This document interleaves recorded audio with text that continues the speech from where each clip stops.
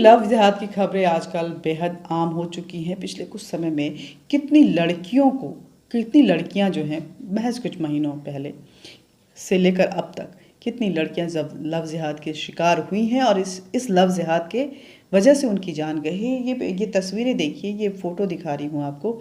और उसके बाद आज बात करेंगे कि कैसे हुई लव जिहाद की उत्पत्ति, किन किन का है इसमें योगदान और क्या है इसका समाधान। लव जिहाद की उत्पत्ति कैसे हुई? लव जिहाद भोली भाली हिंदू लड़कियों को माफिया पंथ इस्लाम में बदले के लिए फंसाया जाता है। मुस्लिम आतंकवाद के हार्ड जिहाद और भारत को चुनौती देने वाले अहिंसक स्टेल्थ जिहाद में अब लव जिहाद का विरोधाभास जोड़ा जा सकता है। लेकिन इस्लामी आक्रामकता के इस नवीनतम रूप का प्यार से कोई लेना देना नहीं होता है, बल्कि अपने अन्य रूपों की तरह यह काफिरों और गैर आस्तिकों के लिए नफरत में फैला रहता है। लव जिहादियों के लिए तौर तरीके में कमजोर लड़कियों और युवतियों को झूठे प्यार और शादी के वादों द्वारा इस्लाम में परिवर्तित करने के लिए लालच देने के एक बेरहम रणनीति ऐसी शामिल होती है। लेकिन वैवाहिक आनंद के बजाय लड़कियां अनजाने में मुस्लिम कट्टरपंथी और आतंकवादी संगठनों द्वारा बुने गए उनके धोखेबाज जाल में फंस जाती हैं। देर से दक्षिण भारतीय राज्यों में केरल, कर्नाटक और तमिलनाडु में माता पिता अपने युवा बेटियों के लिए अत्यधिक चिंता और भय से पीड़ित हैं, जो स्कूल या कॉलेज के लिए घर छोड़कर जाती हैं। समस्या सबसे अधिक केरल में है, जहां राज्य के अपराध रिकॉर्ड ब्यूरो के आंकड़े कहते हैं कि केरल से लापता लड़कियों की संख्या 2167 2007 में था, 2530 2008 में था, 2909 2009 में था और 2010 में 3232 था। पुलिस और अन्य जांच एजेंसियों के पास इन लड़कियों में से लगभग 1600 के बारे में कोई जानकारी नहीं है। वास्तविक संख्या इस तथ्य को ध्यान में रखते हुए बहुत अधिक हो सकती है कि ये दर्ज किए गए मामलों के आंकड़े हैं। छोटे शहरों और गांवों में सामाजिक कलंक के कारण कई मामले दर्ज ही नहीं किए जाते हैं। अधिकांश क्षेत्रों में हिंदू माता पिता के लिए यह खुलासा करना बेहद शर्मनाक होता है कि उनकी लड़की, उनकी बेटी एक मुस्लिम व्यक्ति के साथ भाग गई है या उससे शादी कर ली है या उसके प्रेम जाल में फंस गई है। माता पिता शायद ही कभी पुलिस में शिकायत करते हैं, क्योंकि भाग गई महिलाएं वयस्क हैं और उनके फैसले को कानूनी रूप से चुनौती नहीं दी जा सकती है। लव जिहादियों की गतिविधियां केरल में सबसे अधिक प्रचलित है और आक्रामक भी है। 2006 के बाद से एक नापाक विदेशी वित्त पोषित संगठन के अस्तित्व के निश्चित संकेत रहे हैं, जो निर्देश हिंदू और ईसाई महिलाओं को लक्षित करता है, उन्हें शादी में फंसाता है और फिर जबरन धर्मांतरण करवाता है।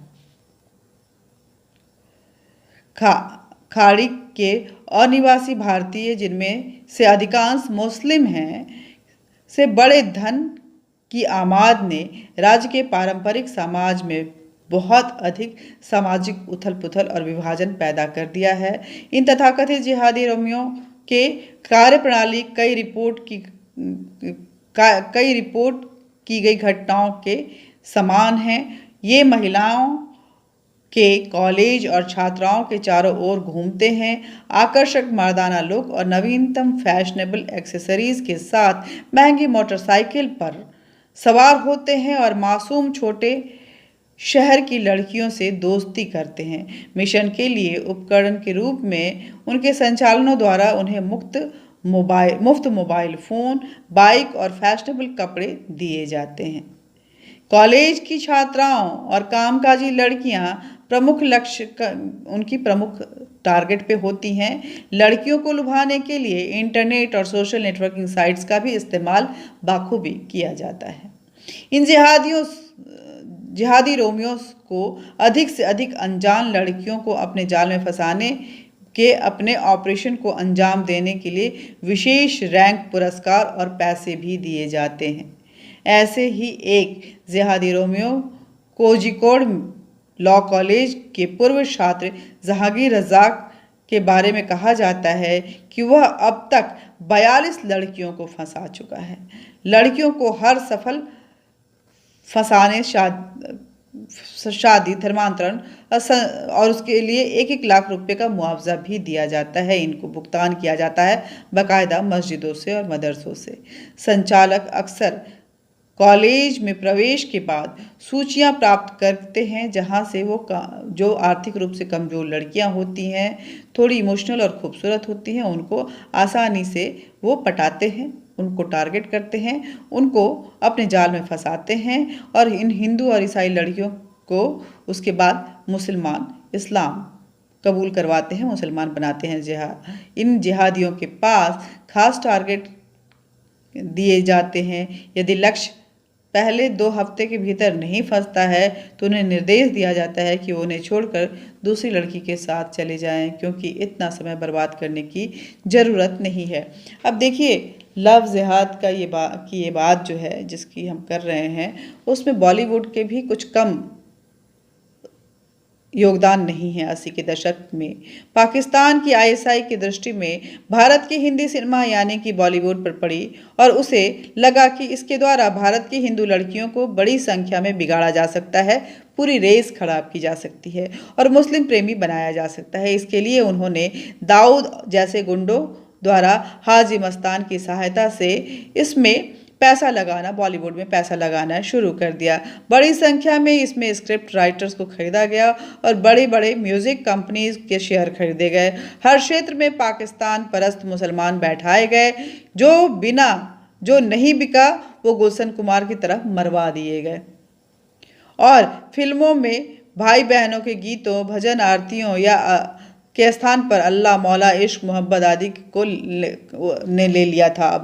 और उसके बाद जो आज आप हिंदू लड़कियों में शाहरुख, आमिर, सैफ आदि खानों के प्रति जो क्रेज़ देख रहे हैं, वो एक दिन में नहीं आया है, बल्कि उसके लिए पूरी रणनीति तैयार की गई है और उसके लिए पूरा समय दिया गया है। इसके लिए बॉलीवुड के मुस्लिम संगठनों ने पूरी मेहनत की है और धीरे धीरे हिंदू लड़कियों के दिमाग में घुमाया और ये घुसाया कि सिर्फ ये शाहरुख खान जैसे लड़के ही हैंडसम होते हैं और प्यार के काबिल होते हैं।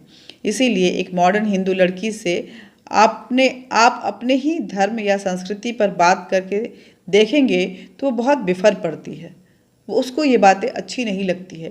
वो सेकुलरिज्म की बात करना शुरू कर देती है, आड़ा टेढ़ा मुंह बनाकर एटीट्यूड दिखाने लगती है और खान हीरोज़ के बारे में वो गुणगान करना उनके एग्जाम्पल्स देना शुरू कर देती है। ऐसे रिएक्ट करने लगती है जैसे पता नहीं आपने उसके नब्ज़ पकड़ लिए हों या ऐसी कौन सी बात कर दी जो बहुत बड़ा पाप हो गया हो। इनमें से अधिक लड़कियों को तो ये पता भी नहीं है कि श्री राम जी के पिता कौन थे। आजकल के बच्चों को स्कूल में भी ये शिक्षा नहीं दी जाती, हम देखते हैं। और उसके बाद जो घटनाएं होती हैं वो कहीं ना कहीं उन लड़कियों के लिए जानलेवा साबित होता है। अगर हम देखें तो हाल ही में लव जिहाद की वारदातें जो हैं वो हिंदू लड़कियों में बहुत ज़्यादा हो गई हैं। वो लव जिहादी सलीम जहांगीर ने हिंदू लड़कियों के धर्म परिवर्तन कैसे उच्च न्यायालय के आदेश से 2 लड़कियों द्वारा लगाए गए आरोपों का पालन किया, जिन्हें पुलिस ने बचाया था। इन लड़कियों ने स्वीकार किया कि उन्हें मुस्लिम लड़कों ने लालच दिया था, जिन्होंने बाद में उन्हें जिहादी साहित्य और यौन शोषण के लिए बेनकाब करने की कोशिश की। उसके बाद ये पूरा मामला कोर्ट पहुंचता है। न्यायाधीश जो हैं जांच के आदेश देते हैं, जिसने मुस्लिम समूहों के विरोध को उसके बाद मुस्लिम जो समूह है वो उस पर आक्रोशित हो जाते हैं। अब समझने की कोशिश कीजिए कि ऐसे कौन कौन से मुस्लिम संगठन हैं जो इस लव जिहाद को बढ़ावा देते हैं। बढ़ावा देने वाले ऐसे संगठन का नाम है दुख्तारन मिल्लत। नाम लेना भी कितना मुश्किल है, कैसे कैसे नाम है। दुख्तारन मिल्लत DEM हिंदू लड़कियों से दोस्ती करके उन्हें अपने मुस्लिम लड़कों या पतियों से मिलवाने के लिए मुस्लिम महिलाओं को बीच में भी लाने के आदेश देता है। ये बताता है ये संगठन, और उसके लिए बाकायदा सत्र आयोजित करता है। इस्लामिक रिसर्च फाउंडेशन IRF नए धर्मांतरित लोगों के लिए स्वर्ग का झांसा, जन्नत के आसपास जो है ब्रोशर्स और नकली प्रशंसा पत्र बनवाता है और स्पष्ट साहित्य हिंदू लड़कों और लड़कियों के बीच में प्रसारित किया जाता है। विशेष रूप से पश्चिमी जीवन शैली, पार्टी और शराब पीने में शामिल लोगों को यहाँ पे टारगेट किया जाता है। पीड़ित पंथ और शांति के धर्म के रूप में इस्लाम का प्रसार शुरू हो जाता है। ऐसे इंडियन यूनियन मुस्लिम लीग लव जिहाद की सभी गतिविधियों को वित्त प्रदान करता है। लव जिहाद के संचालन के लिए विभिन्न इस्लामवादियों को धन देने के लिए हवाला रैकेट्स के जरिए इनके पास पैसे आते हैं। और केरल में अगर हम बात करें तो नवथुल मुजाहिदी निशिकारियों लव जिहादियों को खोजने के कार्य का प्रबंध दिया जाता है, जिनका एकमात्र उद्देश्य हिंदू लड़कियों को प्यार की जाल में फंसाकर उन्हें अपना शिकार बनाना और उनके जीवन को फिर इस्लाम के राह पे धकेलना होता है। फिर एक लड़की फंस गई तो उससे निकाह करके फिर उसे छोड़ दो और फिर दूसरी लड़की हिंदू लड़की को फंसाओ, अगले निकाह अगले टारगेट की तरफ आगे बढ़ जाओ। कुछ इसी तरह के लव जिहाद के मॉडस ऑपरेंडी हैं। ये जग जाहिर है। आजकल की लड़कियां इस बात को समझ नहीं पाती हैं। आप देखिएगा कि लव जिहाद में आजकल पढ़ी लिखी और बालिग लड़कियां भी बहुत बड़ी संख्या में फंस रही, महिलाएं भी फंस रही हैं। अब इस श्रद्धा को ही ले लें, वो 26 साल की थी, बालिग थी, नौकरी करती थी, सोच समझ थी, दुनिया देख रही थी, लेकिन आफताब ने आखिर उसे अपने जाल में फंसा ही लिया। आफताब अमीन उसे फंसाता है, उसे अपने घर से दूर करता है, उसे फिर अकेला करता है, धर्मांतरण के लिए मजबूर करता है। लड़की शादी की जिद करती है और फिर आफताब अमीन पूने वाला उसके 35 टुकड़े कर देता है। यही सच है। कभी आपसे निकाह करके अपने दोस्तों को एक एक करके दावत के लिए बुलाया जाएगा, कभी परिवार के लोग ही आपके ज़िंदगी को नरक बनाने पे आमादा रहेंगे और इस्लाम कबूल करने के बाद भी ज़िंदगी इतनी आसान नहीं रहेगी। जय हिंद, जय भारत। लव जिहाद का ये जाल है, ये जाल बेहद खतरनाक होता जा रहा है। टारगेट आपकी बेटियां हैं, लड़कियां हैं और मॉडस ऑपरेंडी समाज को बांटकर कभी जाति के नाम पर, कभी क्लास के नाम पर और कभी अनुसूचित जाति, पिछड़ी जाति, ऐसे करके कभी कभी आप कुछ भी नहीं होते हैं तो आपको अपने माता पिता से दूर कर दिया जाता है, ऐसे फंसाया जाता है।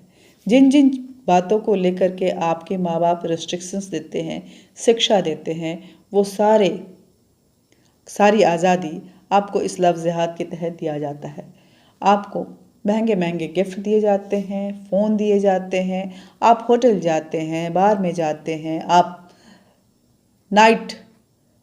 ऑल नाइट पार्टी करते हैं, डिस्को जाते हैं, डांस करते हैं, बड़ी गैदरिंग होती है, गाड़ी से लॉन्ग ड्राइव पे जाते हैं, ज़िंदगी के सारे मज़े लूटते हैं और उसके बाद फिर उस खतरनाक खेल का अंजाम ये होता है कि आप दर्द में डूबे हुए होते हैं। कभी आपको जलाया जाता है, कभी आपको मारकर अपने ही बेड के नीचे गाड़ दिया जाता है, कभी टुकड़े टुकड़े करके फ्रिज में डाल दिया जाता है और कभी एक एक करके दोस्तों को दावत के लिए बुलाया जाता है। जय हिंद, जय भारत।